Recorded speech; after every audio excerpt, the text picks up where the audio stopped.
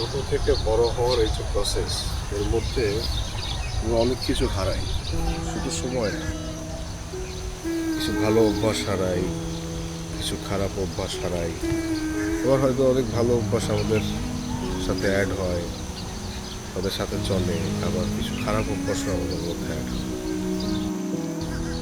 ভালো অভ্যাসগুলো ছিল যেটা কিনা আমি হারায় ফেলছি, তার মধ্যে একটা হচ্ছে সকালবেলা ঘুম থেকে ওঠা। সেপ্টেম্বর অক্টোবরের টাইমটা যখন প্রচুর নিশির পরে সকালবেলা ঘাসের উপরে, আমরা বলি নিশির, শুদ্ধ বাংলায় বললে আসলে শিশির পরে।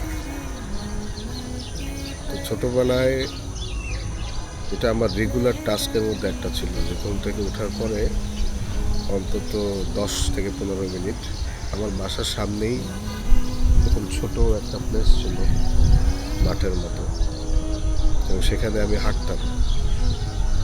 আজকে অনেকদিন পরে সকালবেলা যখন ঘুম ভাঙলো তখন ইচ্ছা হলো যে একটু হাঁটি, রিক্রিয়েট করি।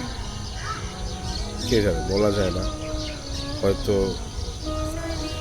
হারিয়ে ফেলা সেই ভালো অভ্যাসগুলো আবারও ফেরত আনতে পারা যায় কিনা।